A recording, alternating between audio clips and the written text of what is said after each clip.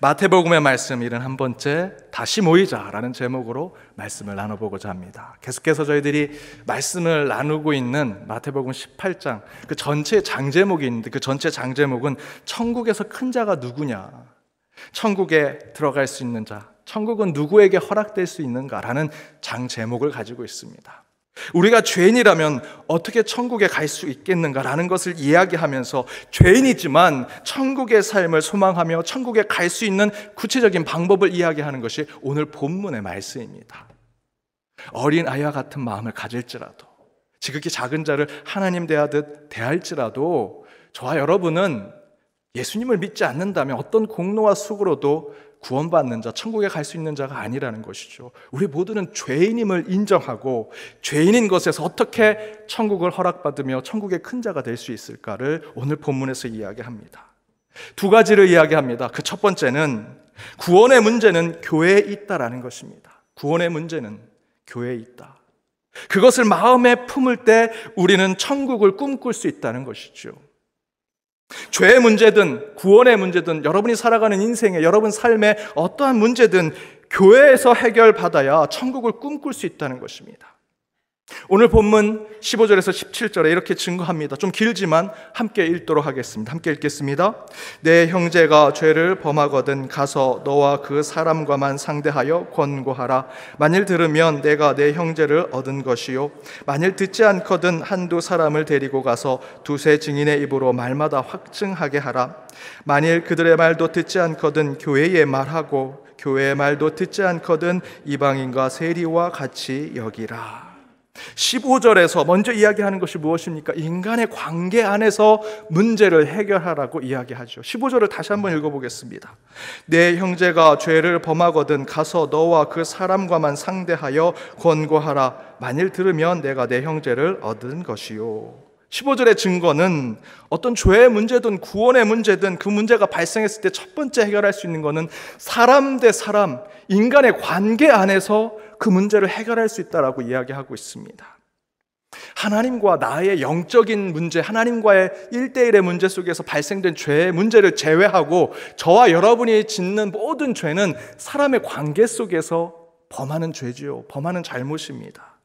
그래서 우리 인간이 주로 짓는 인간의 관계 안에서 범하는 죄의 문제는 먼저 성경이 무엇이라 이야기하느냐, 내 죄로 인해서 상처받은 자, 아픔이 있는 자, 그것으로 고통을 겪고 있는 자를 찾아가서 용서를 구하고 화해함으로써 죄를 탕감받고 구원의 길을 걸으라고 이야기해주고 있습니다. 이것은 곧 죄의 문제의 첫 번째 해결은 인간적인, 인간의 관계적인 문제에서 해결할 수 있다는 것이지요. 그래서 첫 번째, 죄와 구원의 문제의 해결은 사람과 사람 안에서 해결할 수 있다는 것입니다. 그러나 그 방법대로 되지 않을 때가 있죠. 그렇게 되지 않는다면 그 다음의 방법을 16절에서 알려주십니다. 그것이 무엇이냐? 율법을 통해서 해결하라. 16절 말씀을 함께 읽겠습니다. 만일 듣지 않거든 한두 사람을 데리고 가서 두세 증인의 입으로 말마다 확증하게 하라. 한두 사람을 데리고 가서 두세 증인의 입으로 확증하게 하라라고 성경이 이야기하지요. 그런데 두세 증인을 통해 문제를 해결하라라고 하는 것은 구약의 율법에 나와 있는 말씀입니다. 신명기 19장 15절 말씀을 함께 읽겠습니다. 사람의 모든 악에 관하여 또한 모든 죄에 관하여는 한 증인으로만 정할 것이 아니요 두 증인의 입으로나 또는 세 증인의 입으로 그 사건을 확정할 것이며, 곧 두 번째, 우리 안에 있는 죄의 문제, 구원의 문제, 또 우리 삶의, 우리 인생의 어떤 문제의 해결 방법은 법적으로 해결할 수 있다는 거죠. 성경적으로는 율법 안에서 해결할 수 있다라고 얘기합니다.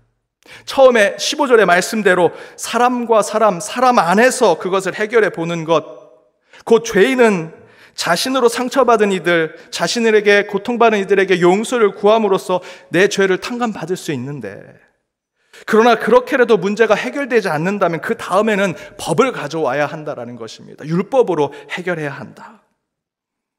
모든 문제가 그런 인간적인 방법으로 해결되면 얼마나 좋겠습니까? 사람을 만나서 15절의 말씀대로 1대1로 만나서 그 사람만 만나서 권고하고 권면하고 때로는 용서를 구해서 해결하면 좋겠는데 그렇게 되지 않는다. 16절은 그런 얘기를 하는 것이죠. 인간적인 방법으로 해결되면 얼마나 좋겠습니까? 근데 그렇게 되지 않은 문제가 우리 주변에 너무나 많습니다. 그런데 그것을 그대로 놔두면 어떻게 되겠습니까? 힘세고 목소리 큰 사람이 다 이기고 그 사람들이 모든 걸 차지하는 세상이 되는 거죠. 양육강식의 시대가 되는 겁니다. 그것을 우리는 정의롭지 않은 세상이라고 말합니다. 그래서 그 정의를 세우기 위해서 필요한 것이 법이요, 오늘 성경에서는 율법이라고 말씀하고 있습니다. 그러나 여러분, 법의 취지는 힘없고 빼앗는 사람들이 더 괴롭지 않게 하기 위해서, 더 억울하지 않게 하기 위해서 법을 만든 것이죠. 법의 대원칙 중에 하나나 법에 있어서 억울한 사람은 없게 해야 한다는 것이 법의 원칙 중에 하나입니다. 법은 사람들이 처벌받지 않게 하기 위해서 법을 만든 것이 법 정신이라고 얘기합니다. 많은 사람들을 처벌하고 죄인을 만들려고 법을 만든 게 아니고요, 우리가 사회 계약적으로 법을 만든 이유는 죄인을 덜 만들게 하기 위해서, 사회가 죄 없이 살아갈 수 있도록 만들기 위해서 법을 만들었다는 것이죠. 그렇다면 하나님 주신 율법은, 그 율법은 하나님이 우리에게 죄를 더 범하게 하고 저와 여러분을 더 죄인으로 족쇄로 묶어놓으려고 율법을 준 것이 아니라 도리어 그 반대로 죄를 덜 범하게 하기 위해서, 죄인의 삶으로부터 벗어나게 하기 위해서 율법을 주셨다는 것입니다. 그것이 율법의 본래 취지라는 것이죠. 그런데 그렇게 율법이 있음에도 우리 안에 죄의 문제, 우리 인간의 삶 속에 어떠한 문제가 속 시원하게 해결되고 있습니까? 여러분 어떻습니까? 아니죠. 예수님 시대에는 율법을 자기 멋대로 해석하고 소유하여 도리어 억울한 사람들을 더 많이 만들어내고 율법 때문에 더 많은 사람들을 괴롭히던 바리새인들, 율법학자들이 있었습니다. 하나님의 율법의 본래의 취지는 생각하지 않고 자기들이 율법을 좌지우지했던 사람들이 있었죠. 그때는 율법이 참으로 정교했고요, 율법이 참으로 많았습니다. 하지만 구원받는 사람이 늘어나지 않았어요. 지금은 어떻습니까? 요즘 시대를 법치주의의 시대라고 부르지 않습니까? 정치인들, 나름 유명한 사람들 다 헌법 얘기합니다. 헌법 1조에서는, 헌법 몇 조에서는 법 얘기 많이 하죠. 그래서 우리가 지금 행복합니까? 그렇게 법을 외치는데 아마도 동의하신 분 많지 않으실 겁니다. 이 땅에 훌륭한 법이 있는데 여전히 우리 세상은 억울하고 속상한 일들이 많습니다. 그런데 성경은 그 율법이 우리의 문제를 해결할 것이다 라는 것이 끝이 아니라고 얘기합니다. 죄의 문제와 우리의 삶의 문제를 해결하는 방법으로 15절에서 사람 대 사람, 사람 안에서, 우리 인간 안에서 해결할 수 있는 것을 얘기하되, 그렇게 되지 않는다면 16절에서 법의 문제로, 율법의 문제로 해결하라고 이야기하죠. 그런데 그것이 끝이 아니라 17절에 그 다음에 방법이 있다라고 말씀해주고 계십니다. 우리 17절 말씀을 함께 읽겠습니다. 만일 그들의 말도 듣지 않거든 교회의 말하고 교회의 말도 듣지 않거든 이방인과 세리와 같이 여기라. 사람 안에서 사람 대 사람이 해결하거나 또는 율법을 통해서 그 문제를 해결해라. 근데 그렇게라도 해결이 되지 않는다면 17절에서 무엇이라 얘기합니까? 교회에 말하라. 교회 안에서 해결하라고 이야기하고 있습니다. 저와 여러분, 교회에 속해 있는 크리스찬들은 지금의 이 15절, 16절, 17절을 점진적으로 하나님께서 우리가 어떠한 죄의 문제, 어떠한 세상의 삶의 문제를 해결할 수 있는 방법 가운데 적어도 우리 크리스찬들은 이 방법론을 찾아가야 합니다. 사람 안에서 해결하되, 해결이 안 되면 법으로, 율법으로 해결하고, 율법에서도 법으로도 해결이 안 되면 교회로 오라는 것이죠. 물론 교회가 모든 것을 해결해 줄 수 있는 것은 아닙니다. 여러분, 병이 나면 병원에 가셔야 합니다. 그리고 사고가 나면 경찰서에 가야 되고 법원에 가셔야죠. 지식을 배우기 위해서는 학교에 가셔야 합니다. 그런데 여러분, 참으로 우습고 아이러니하고 헛된 세상을 우리가 살고 있다는 것이, 어떤 이들이 병을 고치러 병원에 갔는데 오히려 병이 더 도지거나 죽고 오는 이들도 있습니다. 병이 고쳐져야 되는데 병원에 가는데 그 병명을 모르는 것도 많지요. 법으로 문제를 해결하려고 법원에 가거나 법의 그 집행자에게 갔는데 오히려 그가 이야기한 법 때문에 억울하고 속상한 사람도 너무나 많은 시대가 되었습니다. 배움을 얻으려고 학교에 갔더니 오히려 편견과 선입견을 얻어서 더 무지한 삶을 사는 사람들도 많습니다. 물론 교회가 병을 고치고 교회가 늘상 정의롭고 교회가 풍족한 지식을 가르치는 곳은 절대로 아닙니다. 하지만 역사 속에서 증거되는 교회의 모습은 병원에서 용한 의사에게 병을 고치지 못한 이들이 마지막에는 교회에 오더라는 것이죠. 병원에서 고치지 못한 병, 교회에 오면 다 고친다라고 말씀드리는 것은 절대로 아닙니다. 그러나 하나님이 뜻하시면 고치실 것이고, 그렇지 않더라도 사람들은 내가 마지막 병원에서도 병을 고치지 못했다면 다른 병원 찾아보자라는 것이 아니라 교회로 돌아와서, 교회에 와서 기도하며 주님의 이름을 부르더라는 것이죠. 그것이 교회가 그동안 역사 속에서 보여준 모습입니다. 마지막 때는 더 하나님을 찾고 교회를 찾더라. 제가 예전에 새벽기도 때 직접 겪은 예화로 말씀드린 이야기입니다. 부교육자 시절에 아주 잘 알려진 유명한 의사 장로님이 계셨습니다. 근데 장로님의 부인 되신 권사님이 암이 걸려 시한부 인생을 살게 되었습니다. 다들 유명한 의사이니 많은 의사들을 만나게 해서 병을 고칠 거라고 얘기를 했습니다. 저도 그렇게 생각했습니다. 그런데 하루는 그 장로님께서 저를 찾아와서 이렇게 말씀하십니다. 목사님, 우리나라에서 유명한 모든 의사를 만났고 가장 좋다는 약으로 처방을 다 했습니다. 그런데 그럴 때 제 마음의 위로는 안 됩니다. 제 영혼의 평안은 없습니다. 그런데 목사님 말씀대로 교회 와서 기도해서 주님께 부르짖으니 평안을 얻게 되었고, 목사님 말씀대로 성경 말씀 속에서 기도하면서 말씀을 읽고 나아가니 그 가운데 위로를 얻게 되었습니다. 저는 솔직히 전혀 예상하지 못했던 이야기였습니다. 세상에서 제일 잘 나가는 의사 선생님, 최고의 인맥을 가지신 분인데 그분이 마지막 때가 되니까 자신의 진짜 인맥은 교회에 있다라고 얘기하시더라고요. 하나님을 붙잡는 인맥, 나를 위해, 내 아내를 위해 기도해 줄 신앙의 동료들을 붙잡는 인맥은 교회에 있더라라고 얘기하더라는 것입니다. 사랑하는 여러분, 어떤 문제가 있으십니까? 교회에 말하십시오. 교회에 말하십시오. 하나님이 들으실 것이고 그 가운데 하나님께서 구원과 새 생명을 보여주시리라 믿습니다. 또한 세상 법정에서는 억울하고 속상한 판결로 고통 속에 빠져 있는 사람이 전혀 죄가 없으시나 십자가에서 우리를 대신해 죽으신 예수 그리스도를 통해 위로와 격려를 받는 것 또한 교회라는 것입니다. 저와 여러분이 모여있는 이 교회가 정의롭다라고 말씀드리는 것이 아닙니다.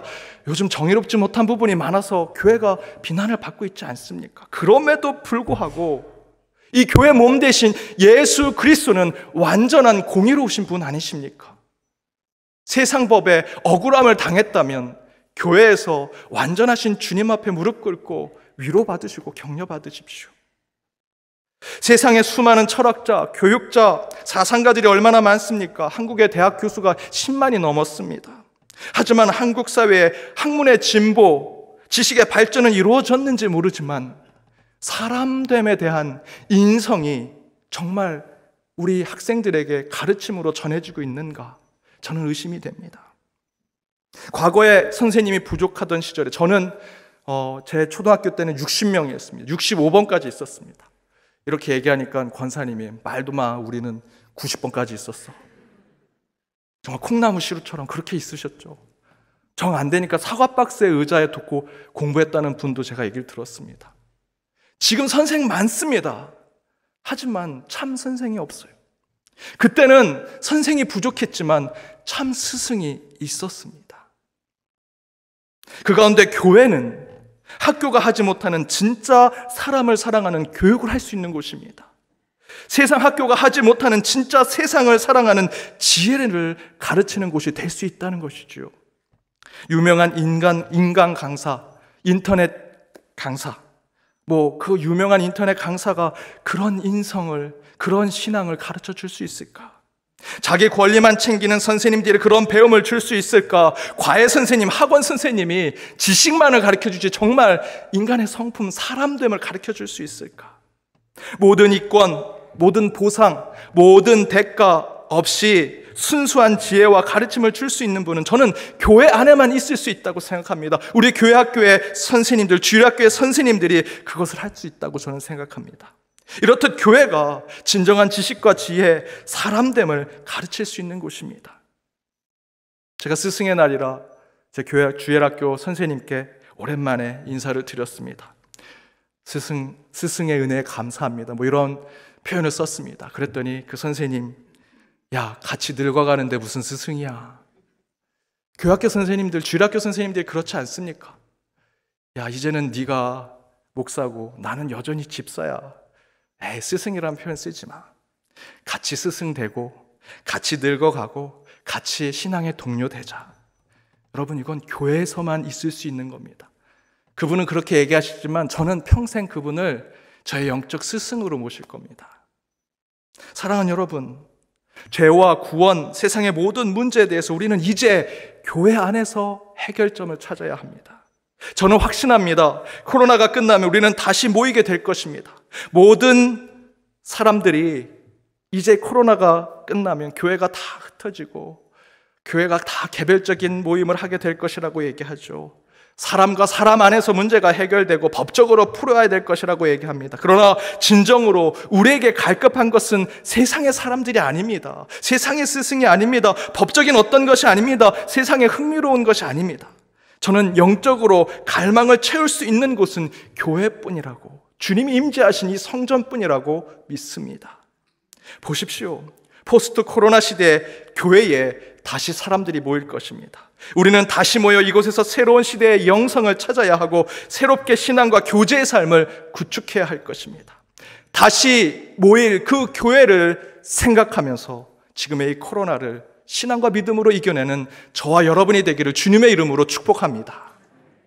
두 번째는 두 사람이 모여야 한다. 두세 사람이 모여야 한다. 이것을 품고 살아갈 때 그곳에 하나님이 임재하실 거라는 것입니다. 두세 사람이 모인 곳. 19절과 20절 말씀을 함께 읽어보겠습니다. 진실로 다시 너희에게 이르노니 너희 중에 두 사람이 땅에서 합심하여 무엇이든지 구하면 하늘에 계신 내 아버지께서 그들을 위하여 이루게 하시리라. 두세 사람이 내 이름으로 모인 곳에는 나도 그들 중에 있느니라. 두 사람이 합심하여 하나님께 구하면 하늘에 계신 하나님께서 이루어 주실 것이다. 성취해 주실 것이다. 두세 사람이 주님의 이름으로 모이면 그곳에 주님께서 임재하실 것이다. 약속해 주고 계십니다. 두 사람, 아니 그 이상이 모인다라는 것이 무엇입니까? 교제하고 만나고 공동체를 만들어낸다는 것이죠. 곧 모이는 곳, 함께하는 곳, 그곳에 하나님의 뜻이 이루어지고 하나님이 함께 하신다는 것입니다. 많은 분들은 이 코로나가 끝나면 교회가 흩어지는 교회가 될 것이라고 얘기합니다. 그리고 온라인 처치, 사이버 공간에서 만들어진 교회가 만들어질 것이라고 얘기합니다. 물론 그럴 수 있죠. 많은 그런 교회들이 생겨날 것입니다. 하지만 저는 그 반대의 교회의 모습이 포스트 코로나의 교회가 되어야 한다라고 생각합니다. 곧 다시 모이는 교회, 다시 함께하는 교회, 다시 공동체가 되어서 함께하고 모이는 교회가 포스트 코로나 시대의 참된 교회의 모습입니다. 그래서 아마도 세상은 새로운 시대를 준비하기 위해 비대면 온라인 시대를 준비하고 개별화된 공간과 개별화된 시간 속에서 신앙생활을 하는 것을 이야기할지 모릅니다. 그것을 준비해야 한다는 것이죠. 교회도 똑같이 그것을 따라가야 한다는 것입니다. 그러나 여러분, 저와 여러분은 세상의 흐름을 쫓아가는 것이 아니라 주님의 말씀을 쫓아가야죠. 말씀 속에서 교회의 본래의 모습을 뭐라고 이야기하는지, 교회가 막 생겨졌을 때 성령이 오순절날 강림하시고 그 가운데 사람들이 함께 모여서 이제 우리가 이곳에 천국의 모형을 만들자 했을 때 처음 교회의 모습을 성경은 이렇게 증거합니다. 사도행전 2장 43절 이하의 말씀. 믿는 사람이 다 함께 있어. 첫 번째가 뭡니까? 믿는 사람들이 함께 있어야 한다고 얘기합니다. 함께 있어 모든 물건을 서로 통용하고 또 재산과 소유를 팔아 각 사람의 필요에 따라 나눠줘야 한다고 얘기하죠. 그것을 나눠주며 날마다 마음을 같이하여 성전에 모이기를 힘쓰고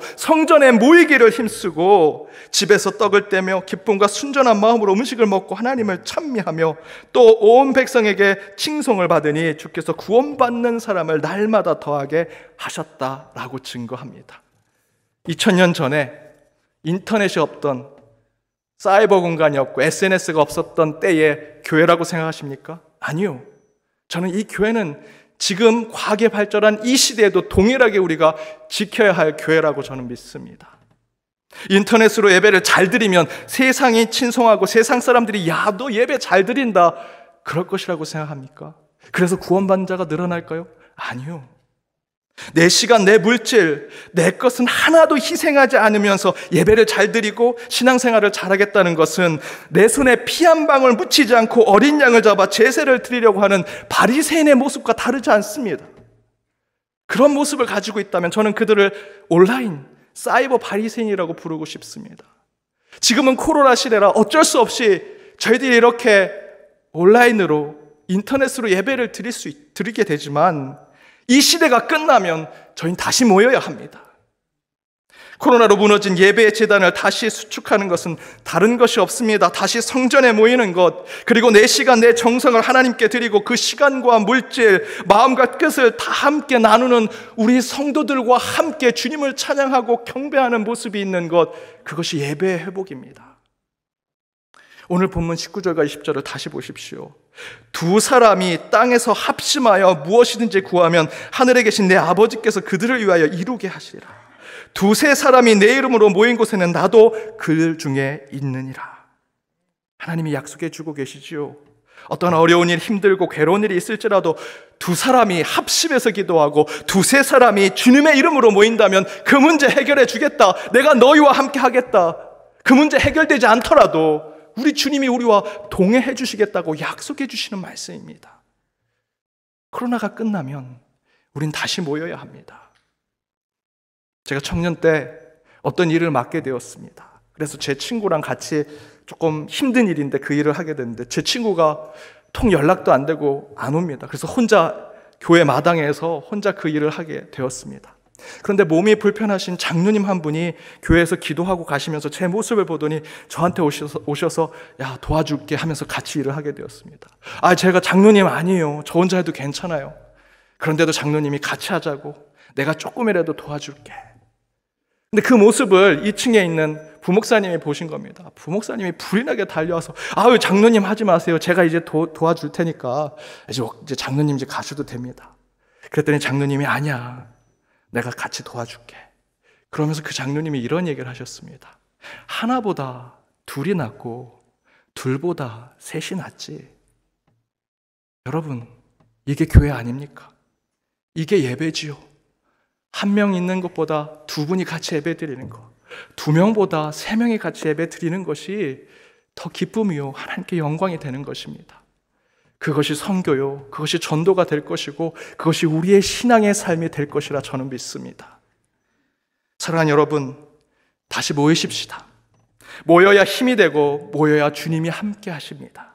곧 코로나가 끝나면 이 성전에 가득 찬 성도님들이 뜨겁게 찬양하고 뜨겁게 기도하는 그때를 소망하며 하루하루 신앙과 믿음으로 살아가는 저와 여러분이 되기를 주님의 이름으로 축복합니다.